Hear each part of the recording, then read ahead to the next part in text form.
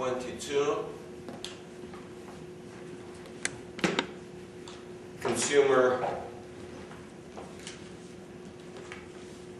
finance. So, what is a consumer finance company? Basically, it provides short-term and intermediate-term loans to consumers. Maybe to pay a medical bill, maybe to buy, let's say, furniture, a computer, and whatnot. We'll get into that in a few minutes. So, types of finance companies. The first one is actually, is it consumer finance? No. Let's change this. Finance. Yeah, finance companies.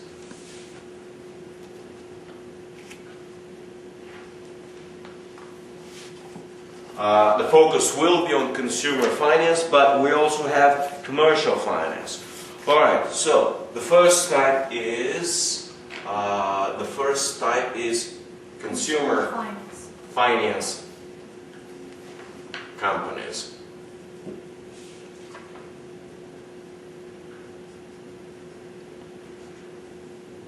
The second type is sales finance companies. We have as business. Yeah, it's sales finance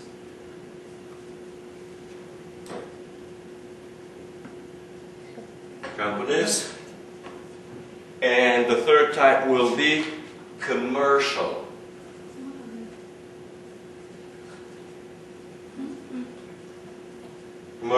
finance. Again, companies. So these are the three primary types. The first one focuses on lending to consumers. The second one, sales finance companies, I think they're coming a little bit later, is mostly associated with buying out sales contracts. Essentially, it is similar to factoring. Have you studied factoring? No? No. So, well, factoring is essentially, let's explain a little bit factoring. It may be actually coming down the road, doesn't matter. Factoring is when you have a particular business and you're making a sale, and you make a sale on credits. When you make a sale on credit, you take a receivable. When you take a receivable, you can sell the receivable to somebody else for cash. Usually the receivable is sold at a discount, and the discount will represent two things. Will represent one, the return on the lending. Essentially, when you sold on credit and then you sell your receivable, you're essentially acquiring a credit. So this represents the return on the credit and possibly compensation for risk. So when you factor, when you sell your receivables, you have two ways of selling it. One is with recourse and without recourse. With recourse means that when the factoring company, and the factoring company will be kind of like the sales finance company, cannot collect from whoever is purchasing and is supposed to pay. If they cannot collect, they can come after you to cover the losses. So this is with recourse. Without recourse means that if they cannot collect, it is their problem. So depending on whether you have with recourse, you're selling your receivables with recourse or without recourse, there will be an extra compensation for losses on collection. All right? So they act as two. They act as financiers. They provide you a loan or credit, and they act as a collection agency, and they will possibly eat up the losses that you've made. So usually what they'll do is they will review each sale that you made. They will review the credit worthiness of your customer, and based on the credit worthiness of the customer, they will approve it and buy it out, or will not approve it and leave it as your problem. All right, and finally, commercial finance. What about leasing? Well, leasing, yes, I will come to it a little sooner. Leasing is depending on whether it's short-term or long-term. Usually, finance companies focus extensively on short-term and possibly intermediate-term operations. So, if the leasing will include something that's on a very short-term basis, maybe 2 years, possible. I'll get into some more details later when we consider what the assets are, what the liabilities are. So we're going to look at the assets of what they actually do. And finally, what is commercial finance? Well, commercial finance will be essentially short-term financing to corporations. They're going to be mostly small, little or mid-sized businesses, mostly to finance their inventory cycle. You know what's inventory cycle? Yeah. Corporate finance? Yeah, the cycle of the inventory and selling. Yeah, so first of all, they finance your inventory, you purchase the inventory, and from the moment of purchasing till the moment of actually selling it and possibly even collecting represents the inventory cycle. It may last for some high turnover commodities 1, 2, 3 weeks. For a midterm inventories, it may last, let's say, 1, 2 months. And you may have some very, very low turnover commodities. It may last as long as 1 year. For example, some auto parts, you buy a particular clutch, let's say for a Mercedes, I don't know, 1993. I mean, it's not a high turnover item. How often do you have a clutch burning? So usually it may take 6, 9, 12 months before it's sold. So if it's high turnover, the period is short and the profit margin is low. If it's low turnover, the period is very long and the profit margin is very high. So these commercial finance companies will be financing some inventories or will finance small businesses that experience presumably short-term liquidity problems. I mean, we've been talking about liquidity and finance and liquidities for different types of financial institutions. Well, when a small business experiences liquidity problems, they will very likely go either to the bank or to the finance company. The idea is that the bank will provide an extensive review of the liquidity problems and why and how and whatnot, and the bank will provide a little longer term loan, usually for a lower interest rate, after a lot of paperwork and bureaucracy. The consumer finance company will be very fast, very expedient. Sometimes they could even provide the loan by the next day, but it will be relatively shorter term and relatively higher interest rate, which will reflect also the higher risk. All right. The most common characteristic within the last, let's say, 20 years has been significant form of diversification, where finance companies have diversified significantly their assets over the last 20 years, and at the same time they've diversified significantly their sources of funds. So this has been a trend.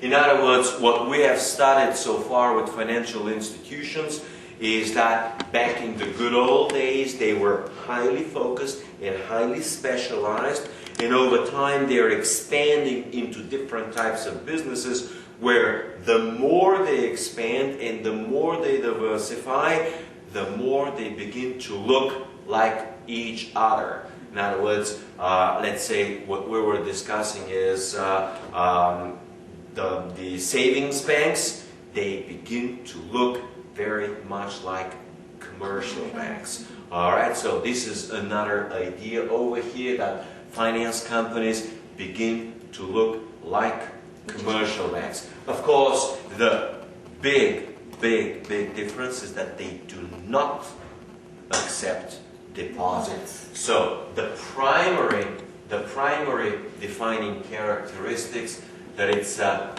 non-depository institution. It does not accept deposits, and therefore it does not have fractional reserves, money multiplier effects, and whatnot. All right, so we get to the next big big section, which is sources of funds. Now, let's use, I heard you like colors, right? Right. Right? So, like little kids, let's use section. Sources of funds. You probably guessed, because I haven't used blue in a long time. I just bought them yesterday, right? So I'm also like the kids love to use colors. All right. So the first primary source of fund is bank loans.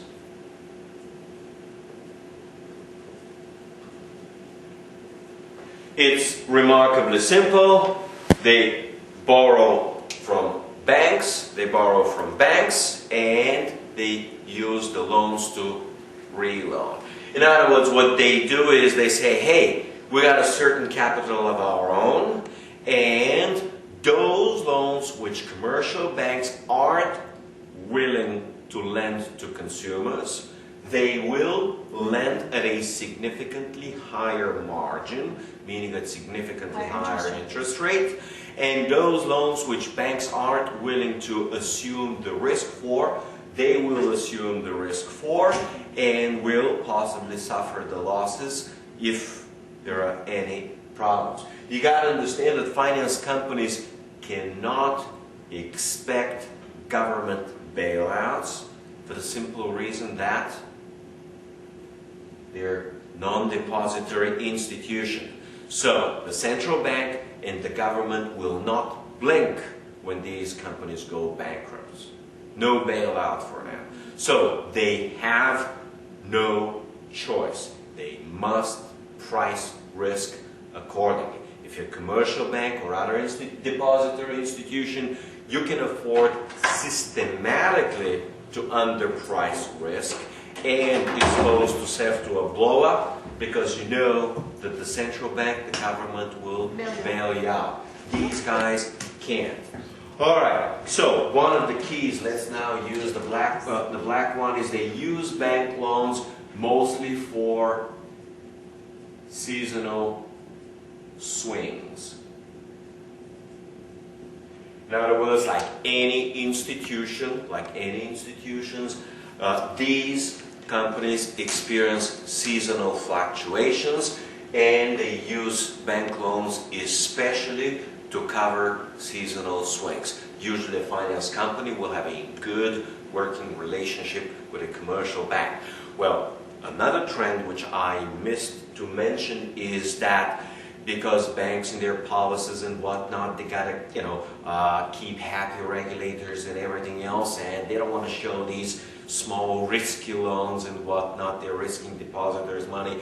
What banks will do is they will establish a subsidiary of its own as a consumer finance company, and the consumer finance company will operate as a separate legal entity which will not be under the supervision of regulators, and that commercial bank will take care of the consumer finance company as its own baby, because it is its own baby. All right, so they will be getting banks. It's kind of like they will be using the commercial bank as the bailout institution for the consumer. So you got a chain reaction of bailouts going on. All right, what's next? Number 2 is commercial paper.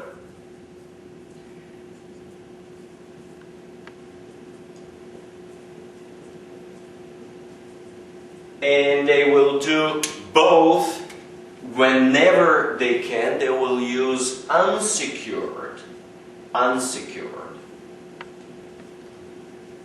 commercial paper. It simply means that it's a straightforward claim without any specific backing.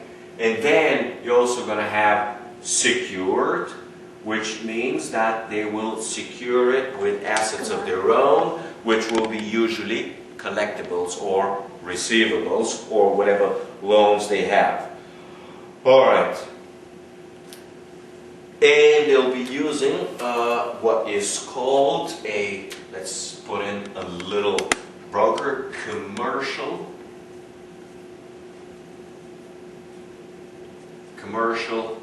paper dealer. How did you know? I prepared. Means you do your homework, right? Commercial paper dealer. Alright, so commercial paper dealer is basically a dealer who specializes in commercial paper, and they will most likely specialize in commercial paper which is not very liquid. Alright? Let's see what else we have. And they'll be using what is known as, again, this is a key concept, direct placement. So, direct placement means that they will sell the commercial paper directly to the investor without an intermediary. So, in other words, you will sell commercial paper in fundamentally two different ways. The first one is direct, and the second one is indirect. With the direct, there is no financial intermediary. You sell it straight to the final investor. The direct is associated with what we call direct placement. The indirect is you use financial intermediary.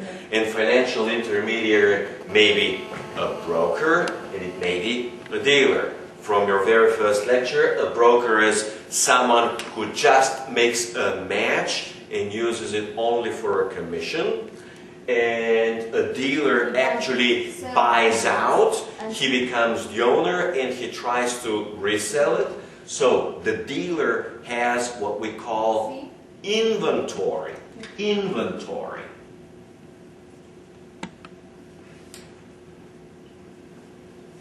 So inventory is the financial assets which the dealer has purchased for his own account that he carries as inventory and tries to sell at a higher price for profit. That will be his margin, right? Alright, let's see what else we have. The next one is 3. Extremely rare will be consumer deposits.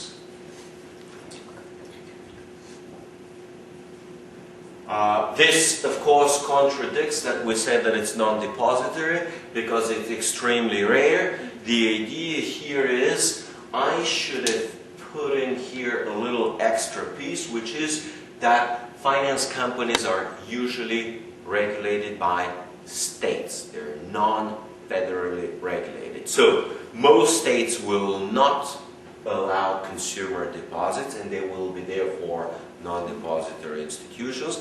But there will be some exceptions where the state will allow for a deposit. All right. Let's see. Number 4. They will issue bonds. Consumer finance companies will issue bonds, sometimes long-term, sometimes intermediate term. So nothing really special. One of the key characteristics within consumer finance companies is that consumer finance companies will actually aggressively speculate on interest rate movements by tailoring the maturity of their bonds according to their speculation on the direction of interest rates. All right? If they expect interest rates to rise, they will issue more long-term bonds. All right? So what they try to do is, rather than hedge, they will actually expose to them intentionally, because they have a clear speculation that interest rates will rise. Of course, forecasting interest rates is extremely difficult job. Forecasting interest rates in the short term is even more difficult. But some people believe that they have a very good idea of forecasting long-term interest rates. You follow Peter Schiff. He's got a clear vision that U.S. long-term interest rates are going nowhere but up. It's very difficult to say, are they going up to 5 or 7 or 9? It is extremely difficult to forecast. This is going to be within 1 year time frame, or 3 years or 5 years. We're going to hit those 5-7% interest rates. So it may be very difficult to nail the timing of rising interest rates. It may be very difficult to nail the degree, but it may be fairly straightforward to see, based on macroeconomic fundamentals, monetary policy, etc., that, hey, interest rates aren't going anywhere but up. All right? Similar is actually our situation with the Bulgarian banking system today. Seeing what I see and knowing what I know, we know, at least I know, that interest rates will be steadily rising in Bulgaria. So if you're a consumer finance company in Bulgaria and you can issue debt at 7 or 8%, it may be actually a good idea to finance yourself long term, because interest rates in Bulgaria could easily go to 12 even in Saudi Arabia. or 15. Even in Saudi Arabia, yes. Well, Saudi Arabia is a little tricky because you're pegged to the dollar, and the U.S. is doing these massive injections, and you may be pegged to the dollar interest rate. So essentially, in Saudi Arabia, you may be experiencing these dollar interest rates. So whatever happens in the dollar, you'll be fluctuating possibly with a little bit of a premium. Well, here's the key. For anyone who actually understands finance, it is absurd that long-term Saudi interest rates will be above U.S. interest rates, for the simple reason that when you're pegged to the dollar, the typical assumption is that the currency that's pegging to the dollar is weaker than the dollar. And if it's weaker than the dollar, it always runs the risk of devaluation against the dollar. So the higher interest rate, long-term interest rate on a currency pegged to the dollar reflects fundamental weakness. But with the Saudi Real, it's actually quite the opposite. Saudi currency is fundamentally stronger than the dollar. You let it float, it will appreciate against the dollar, and the dollar will fall against the Saudi currency. So normally it will be, you would expect that the Saudi long-term interest rates will be lower than the U.S. interest rates to reflect that the U.S.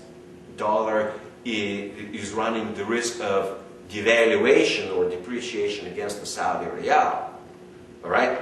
Fundamentally, the difference is coming that the U.S. is running huge current account deficits, which fundamentally weaken the currency. Saudi Arabia is running huge current account and trade surpluses, which fundamentally strengthen the currency. All right? So, sooner or later, SAMA will have no choice but to allow the currency to float. Remember, this is what essentially the Kuwaitis are doing. This is what China has already done. And sooner or later, whether again, this is one of the most difficult things. You can't forecast it's going to happen within 1 year, or 3 years, or 5 years. But sooner or later, Saudi Arabia will be forced to revalue.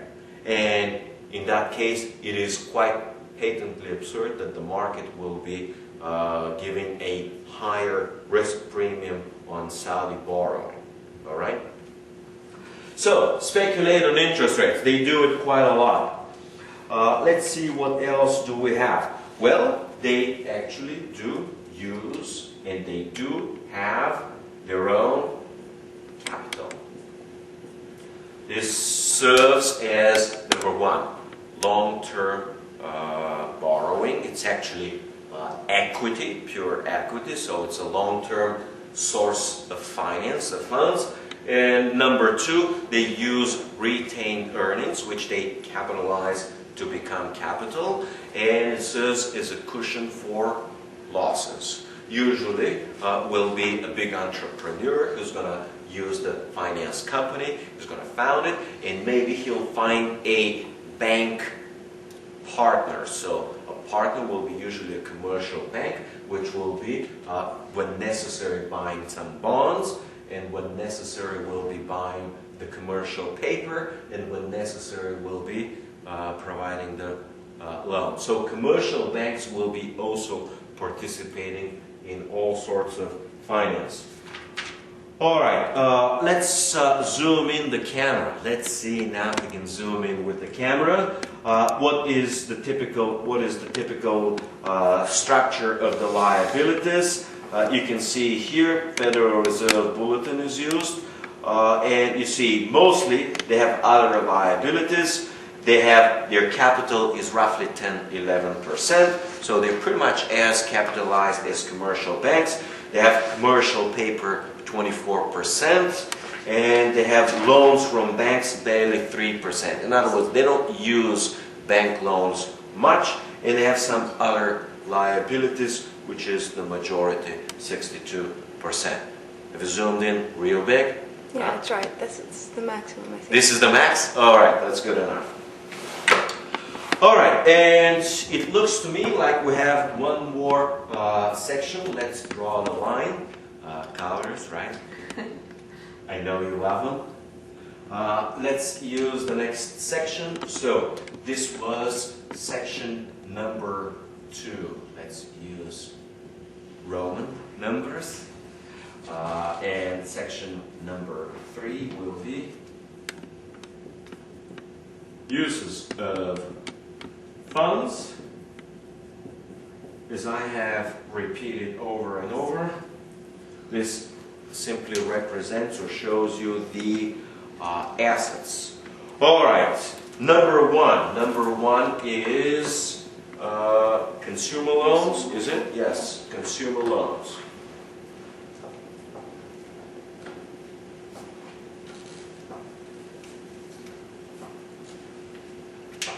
All right, so you have number one, what we call, let's put it now in red because it's more of a concept within finance, what we call personal loans. And these include what? So, personal loan.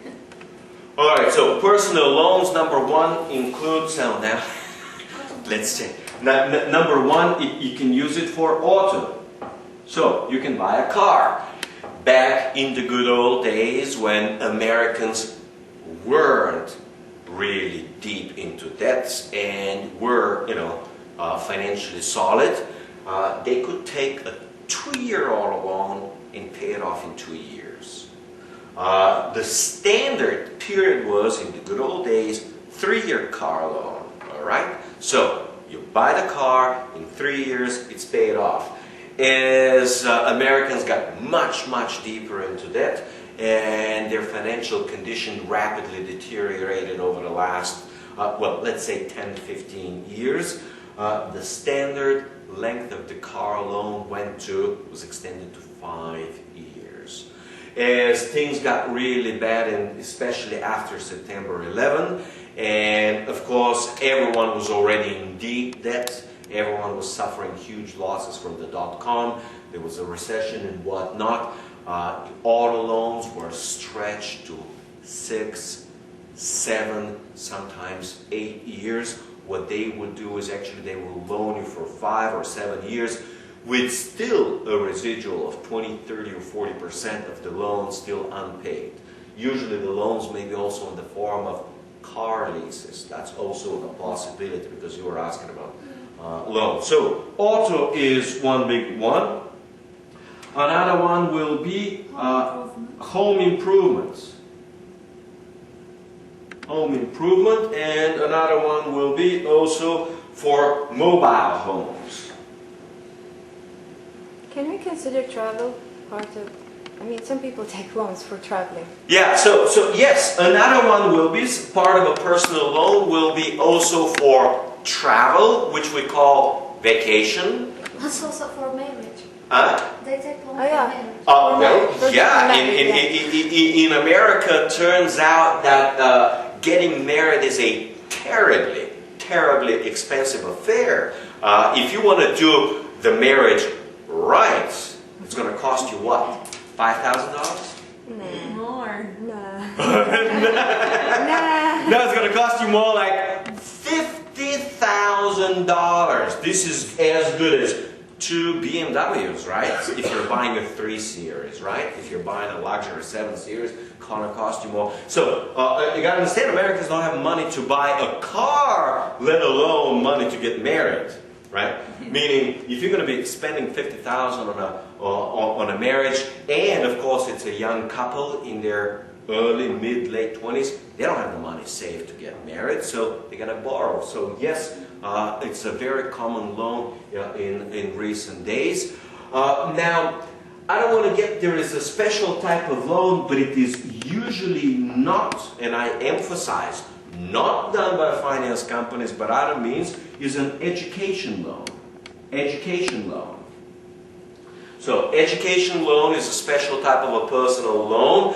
Usually finance companies don't deal with it because usually education loans are federally sponsored, federally also financed, and federally subsidized. So if there's a significant subsidy, guess what? Usually commercial banks and other institutions will try to milk the subsidy, and they won't let finance companies in the game of sucking part of the subsidy. So usually they will be doing education loans that are by their nature not subsidized. Well, what could be the education loan? Where you're an MBA student, you already paid a lot, you're already almost to the finish line, and you need those last $10,000 to graduate. They say, okay, well, you've gotten a year and a half into MBA, you just got half a year left. They will consider you a low risk because you aren't just going to blow the money on some stupid stuff. You're actually going to use it to graduate,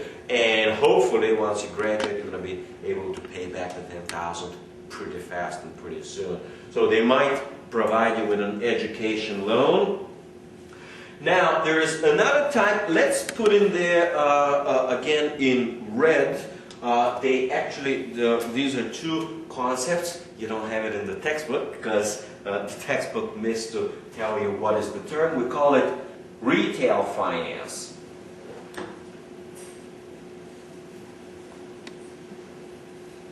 And there is another term which is very, very commonly used. Huh? No, store finance.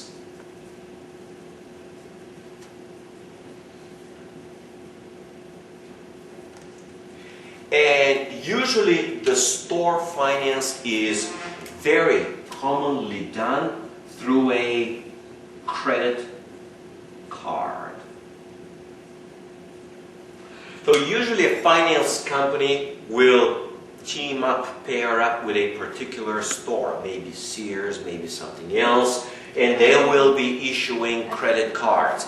And the credit card will be used only for that particular store and nothing else. Sometimes they will team up with 2, 3, or 5 stores. They'll say, you can use it only in this, and these 5 stores. Alright? So they'll use the credit card, but it's going to be effectively a store finance. So this will mean that the consumer finance company will have a person sitting in the store, and he's going to be the finance guy, and what he will do is he will accept your application for a credit card, he will punch it in the system, and sometimes within the next 5 or 10 minutes there will be a response back. Yes, approved for the purchase, or yes, approved for a $500 credit card credit card. It's going to be like a store card for that particular store. So We call it purchase card. Then there is Purchase. points of sale. Through points of sale. well, it could be through a point of sale, yes. So they'll charge the card in there. So when I was in 1995 a poor doctoral student in the US, I would be collecting those store cards. So whichever store will give me a $500 or $1,000 card, I need to buy jeans. That's what I wore back then. So I'll go to the store and buy Levi's for $25 or $35, We have here. and we'll put it on the credit card, on the store credit card. The idea was that when I was a poor student, I needed something, let's say cologne, I'll go to the store, buy it with a credit card, I need shirts, whatever I needed for my basic living to get me through my doctoral degree, I'll use the store credit card before I got the general bigger credit cards. So usually back in the older days, especially in the 80s and 90s, it was a lot easier to get first a store credit card and then get a regular credit card. The regular credit card you can use in anything. Visa or MasterCard you can practically use in anything. But the store credit card you could use only for the store. But for a poor student, that was good enough. For a poor student, that was good enough. We have here, I saw a Jarir bookstore and SAP. Oh, and they team up. Well, but in your case, it's consumer finance, but it's not done by a finance company, but it's done by a commercial We don't have, bank. I don't think that we have finance companies. Yes, you don't have finance companies. The reason is, A subsidiary. yes, the reason is identical to what we have in Bulgaria. We pretty much don't have. I have only one or two finance companies in Bulgaria. The reason is that back in the good old days of commercial banking, commercial banks had common sense to understand that consumer finance is terribly risky business. Terribly risky business that would have the highest possible default rate. So historically, for hundreds of years, it was well understood that the individual borrower was the riskiest of them all. Major corporations are solid. You're not just going to let a major corporation blow up. Usually they have highly sophisticated financial management, blah, blah, blah. They have the CFOs and everything else. They're not going to blow up, all right? Small businesses have a lot of vested interest. And sometimes, turns out that almost always consumer finance was the riskiest of them all. That's number one. Number two, it was very costly to make a collection. That was second part, right? And number three, it was just too much paperwork for a real banker, right? A real banker will not denigrate himself with the local Joe Blow to fill out a lot of paperwork. That's not what real bankers did, all right? And they wouldn't make a loan for $300 or $700. It was not worth his highly valued banker's time, all right? So back in the old days, you had commercial banks that did, remember, commercial loans, not consumer loans or personal loans. That's what they specialize. And there was this vacuum, this void, which finance companies entered into the market niche to fill it up. All right?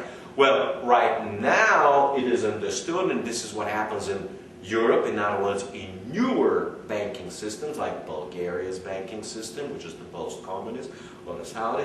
What you have is that commercial banks essentially will open up consumer lending department. It's going to be charging more, blah, blah, blah, and whatnot. It's going to be all under one bigger umbrella that will be using risk management techniques and whatnot to manage that. In this sense, modern Saudi banks more look like a blend of a commercial bank with a savings bank, with a finance. So it is more of the modern type, what we call financial conglomerate, supermarket or conglomerate.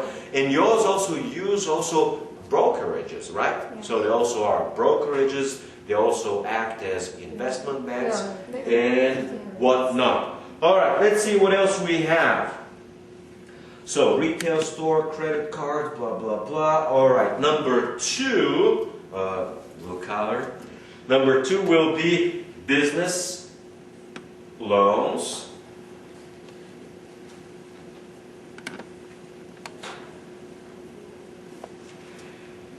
And leasing, right?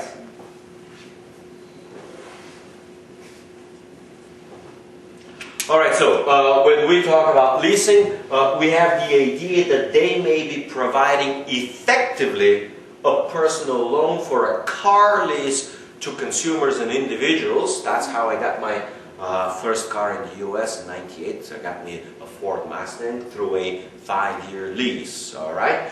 But when they talk about leasing here, they clearly mean that it's a business lease. All right, so what do we have? Number 1 characteristic, black colored, short term. They don't want to mess with long-term lending. All right, they just don't want to do that. So short term. Number 2, they're typically riskier. In other words, they will deal with stuff that commercial banks won't touch. All right, so they'll deal with the riskiest, essentially, businesses. The third is they deal with very small. They call them, I think, known as SME. This is letter M. Small and medium enterprises. They're also known in Europe, there is a classification also called micro businesses. So when it's micro business, we can call this, let's use a brand new term here. Let's use a brand new term which is used a lot in Europe, but not extensively in the US. They call it microfinance. Microfinance, all right? And finally, they use, part of this here is what I have been explaining from the very beginning. Factoring, possibly with and without recourse. So they act, what we say, as a, let's use now a new term, as a factor.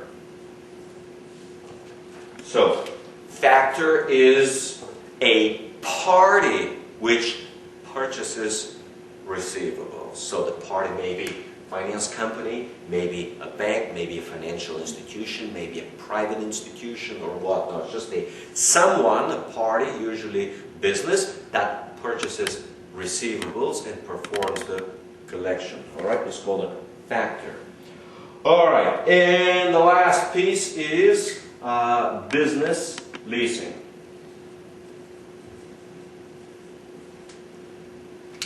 All right, let's see what they say for leasing. Yeah, purchase material, nothing really interesting. And let's try to do over here.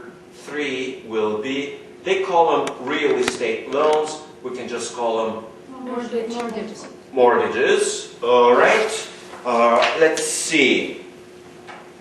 Usually the mortgages run in 2 types.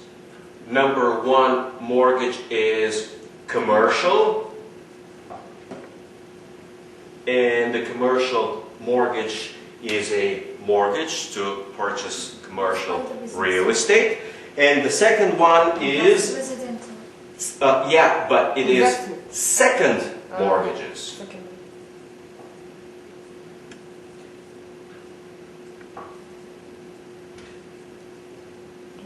So, what is a second mortgage? Second mortgage runs in a number of different ways. The core of a second mortgage is that it is secured with a subordinate lien on the property. Subordinate lien means that someone has the first mortgage. Whoever financed the house, the purchase of the house will claim or will have the first mortgage. whoever provides a second or subsequent loans will have, and which is secured with a house, will have a subordinate lien. The lien is the claim that you have on the house in case of non-performance or default on a loan. So, second mortgages run in a number of different ways, but the basic one is simply a loan which is secured with a second mortgage. Sometimes I've seen a new product, well, that was back in the 90s, where they will use the house in a second mortgage for a credit card. They're going to give you a $5,000 credit card, and the credit card will be actually secured with a second mortgage. That's rare, but not impossible, all right? So second mortgage is considered much, much, much higher risk than a first. So second mortgage also is typically very short-term loan, maybe 1, maybe 2, maybe 3 years. So a second mortgage loan will be short-term, high risk, high yield loan. All right? Let's see what else am I missing. And as the textbook says very correctly, but says it also, is extremely misleading, says that historically these second mortgages have had relatively low default rate. Why historically? Because we now know these have the highest default rate in the whole financial system. So historically, of course, they have extremely low default rates because housing prices keep going up and up and up and up, and they open up equity that can be used for second mortgages. In other words, they sometimes, do you know, let's introduce a new term over here which became hot, so-called equity loan. So equity loan, or equity, sometimes mortgage withdrawal, which is known as EMW. So equity mortgage withdrawal is essentially a second or third mortgage on a house where you can extract your equity, you just borrow it out because your house from 100,000 went to 150,000, and therefore your loan that you previously had at $80,000, by equity mortgage withdrawal, you're able to extract $10,000, $20,000, $30,000, $40,000 and still have proper equity left in the house, and you can use the $40,000 to get a vacation and buy yourself a BMW, right?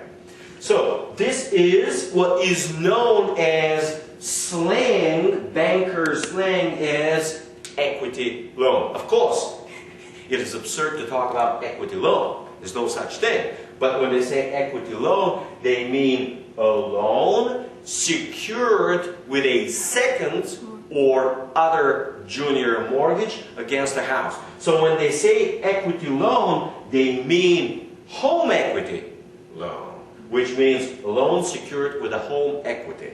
All right? You understand what's equity for a house? You said the difference between the house, for example, this year is $100,000. Next year it's... All right, let's define. This is shockingly elementary. Because I see, waving hands and... equity of a house is simply the market price of the house minus all debt against the house. So it is market, they call it market, I should be using here blue, black, let's use the black here. So market value, so it is value minus debt. And when I say debt, I mean all cumulative debt against the house. Alright? So you have $80,000 first mortgage, have $40,000 second mortgage, have $10,000 third mortgage.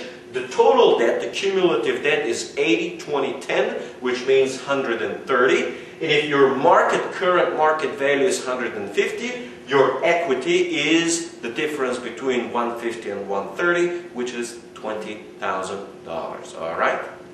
But if the value is much lower than the debt.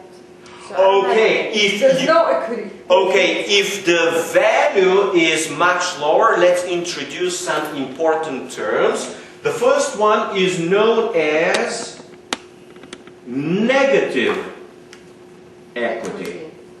Negative equity.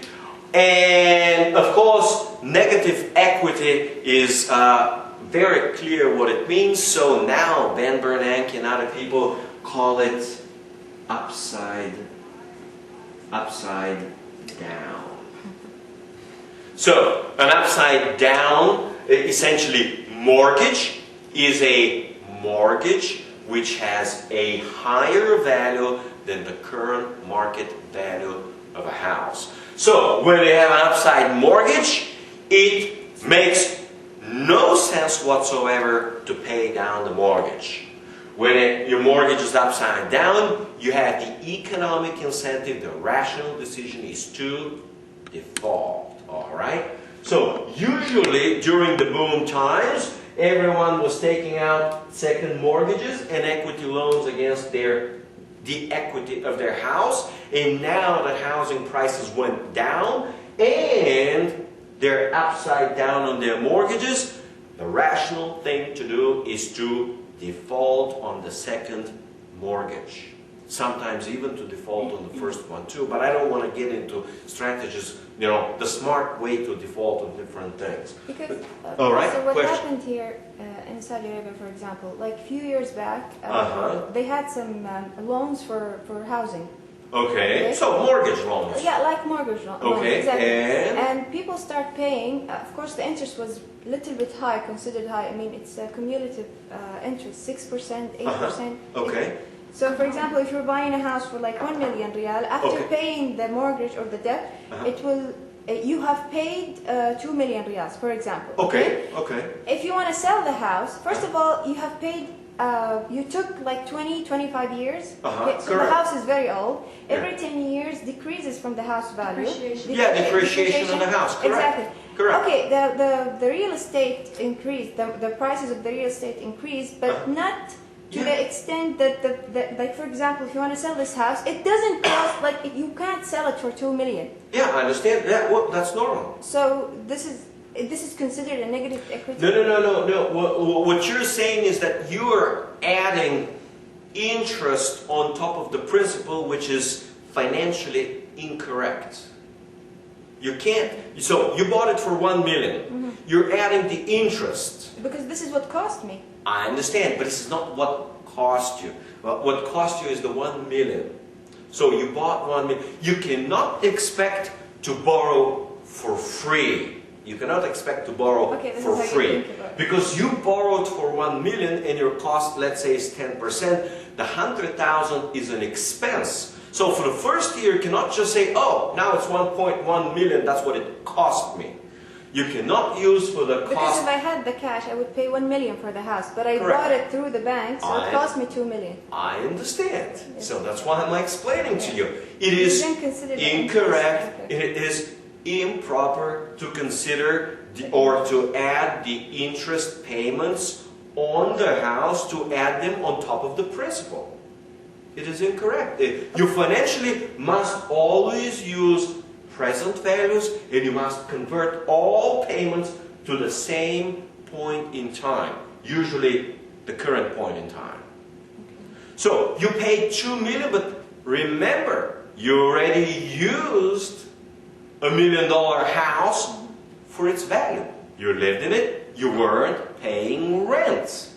You were paying instead interest, meaning the cost of financing, whatever you call it here, right? Yes. Whatever you call it, the cost of financing it is the value that you gained for living in the house. Now, what you explained was that all houses go up, but they didn't go up as much. You're expressing one of the oldest and well understood truths in real estate. The real estate is a bad investment, that real estate is a poor investment, that real estate is underperforming investment, for the simple reason the value of the real estate doesn't go up. All you see is an inflation in the price of real estate, and real estate in the long run goes up by the value of, the inflation minus the depreciation, because a 10-year-old house will have a completely different value than a 50-year-old, than a 100-year-old house. In the long run, in the very, very long run, I have one of the greatest studies is done by Robert Schiller, and he's done for a couple of hundred years in Belgium and Netherlands. You have very perfect records on real estate prices. We're talking about 400 years of returns. Real estate is a losing investment because real estate does not go up in value in real terms, meaning measured against food, against books, against clothes, against other. There is no reason for the value of real estate to go up. It's just a house, just the bricks and whatnot. Why would it go up? Inflation. Well, yeah, inflation. But that's what I said. That's exactly what I said. In real terms, when you net out inflation for the, the price of shirt, watch, whatever bread, real estate has no reason to go up. But it's one of the basic things in life, so it has to go up. No, it doesn't have to go up. Oh, no. One of the basic things in life is... Hold on. One of the basic things in life is food. Okay. Food has been... Hold on. Food is more basic in life than shelter. Yeah. You can survive in the desert without house, as Saudis have survived for thousands of years, right? I mean, just use a tent. But you cannot survive without food. So, food has a guaranteed demand. That's sure. Doesn't mean that food prices in relative terms, meaning relative to other things, go up. No. Historically, they would cycle up and down, but historically, food prices go only one way, and this is down. The reason is that food prices reflect the overall increase in productivity of agriculture. They may go up just because they reflect inflation because governments print money, all right? But in real terms, this is the most demanded commodity ever, and still its price has been steadily going down. Water is the most important, guaranteed demand. Water prices has historically always been going down and down and down because we have better technologies and better productivity to get the water out. Now we have modern pumps.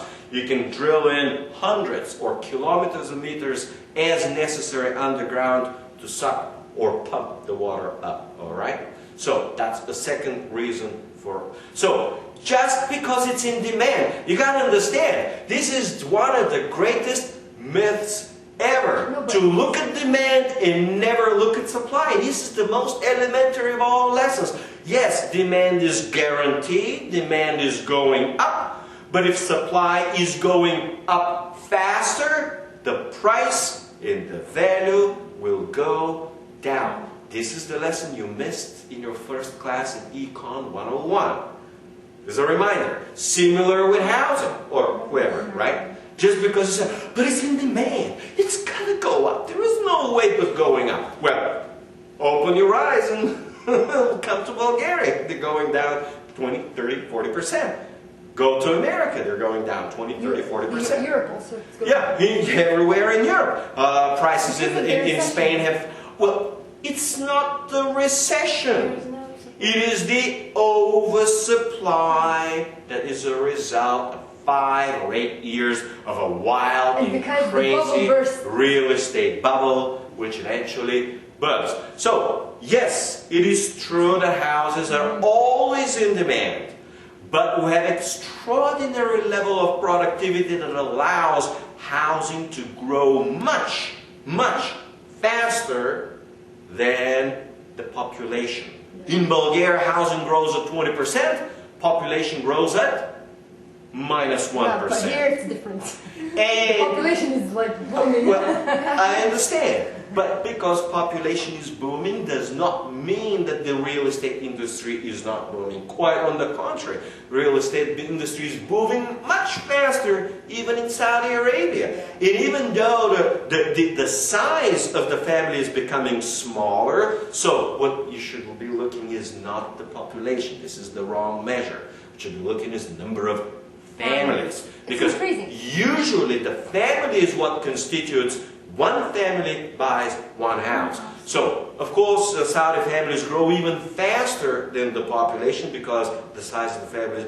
But real estate is growing even faster than, because you have a wild and crazy real estate boom. Everyone's investing in real estate. Everyone's speculating in real estate. I don't want to get into that. Let's try to finish this one for today and see what else do I have.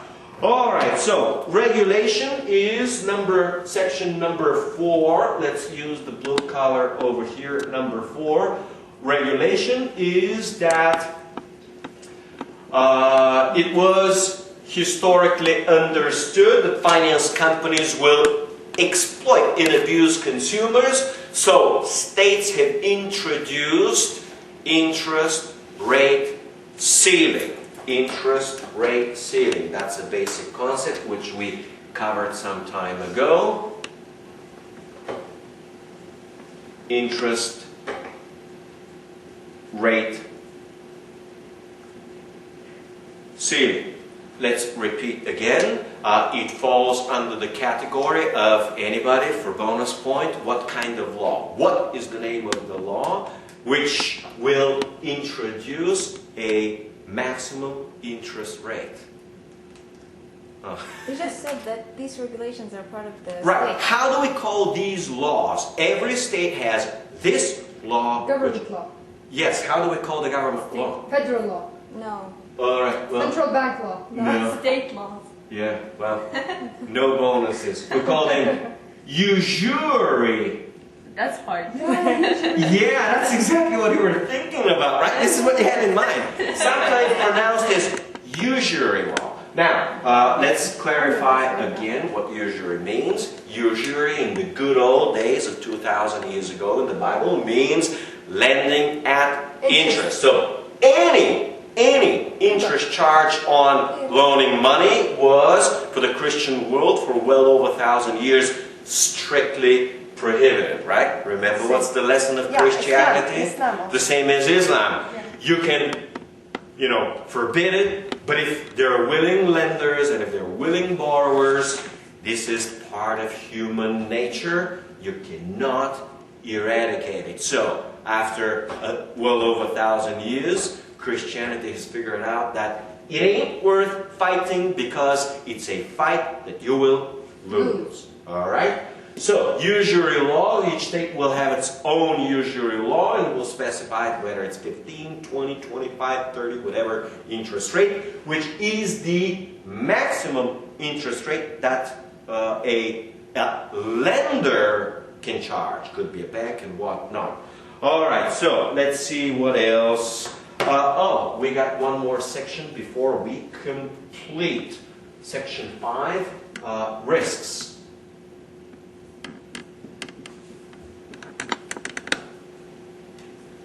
Alright, I'll use now the black like this. Number 1, liquidity.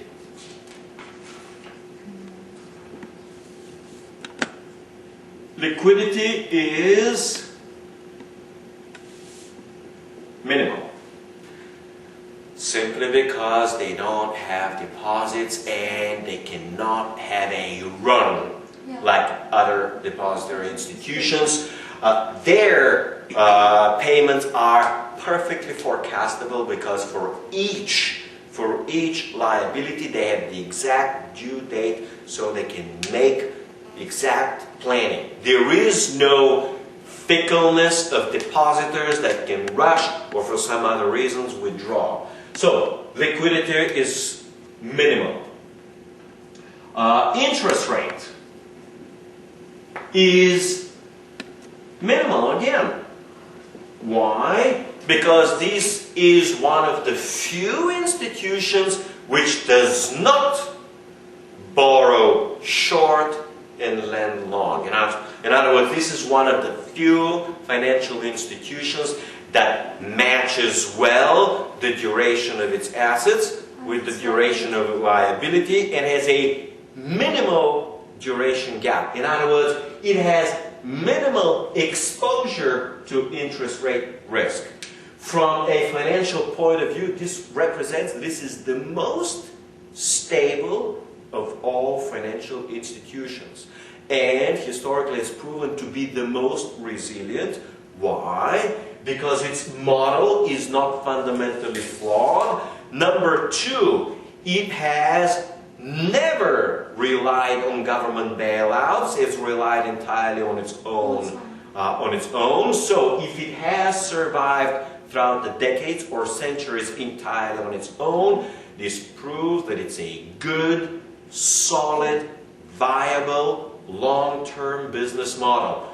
Unlike commercial banking, which always gets into a crisis, and unless the government and the central bank bail it out, we know it is unviable and long-term cannot survive. And it can't survive because it is inherently bankrupt. In other words, at any point in time, the demand, liabilities on demand are more than the liquid assets to satisfy them. So at any point in time, if demand liabilities are actually demanded, there is not enough asset and the institution is bankrupt at any point in time. Well, not here. This is the most stable, the most solid, the most reliable. All right, and finally, the big risk is the credit risk, which in this particular case is the same as default. And the default risk is the major risk, is the big major risk. All right? This is good enough? Good. Ready to be done?